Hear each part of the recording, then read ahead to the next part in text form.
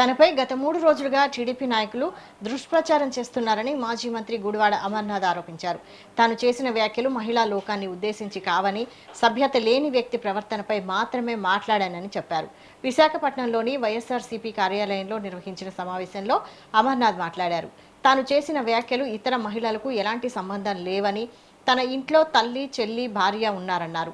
అనితపై చేసిన వ్యాఖ్యలకు ఇప్పటికీ కట్టుబడి ఉన్నానని, తాను మహిళల గురించి కాకుండా సభ్యత లేని వ్యక్తి గురించి మాత్రమే మాట్లాడానని తెలిపారు. తనపై ఎక్కడ కేసులు పెట్టినా భయపడబోనని, 3 తరాల రాజకీయ చరిత్ర ఉన్న కుటుంబం నుంచి వచ్చిన వ్యక్తిగా ప్రజల మధ్యనే ఉంటానని అమర్నాథ్ చెప్పారు. కార్యకర్తలకు ఎల్లప్పుడూ అండగా నిలుస్తానని స్పష్టం చేశారు. ఎవరి మాటల్లో తప్పు ఉందో ప్రజలే నిర్ణయిస్తారని అన్నారు. అసలు హోంమంత్రిని ఒక దళితుని తీసుకుని వచ్చి పెట్టాలన్నటువంటి ఆలోచన ఎవరిది? ఎప్పుడన్నా తెలుగుదేశం పార్టీలో జరిగిందా?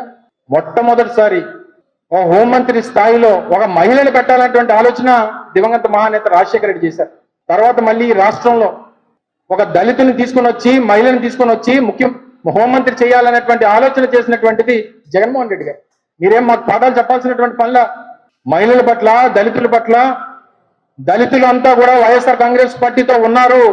ఆ ఓట్ బ్యాంక్ ని ఏదో రకంగా బ్రేక్ చేయాలనేటువంటి ఉద్దేశంతో జరుగుతున్నటువంటి తప్పుడు ప్రచారం ఇది.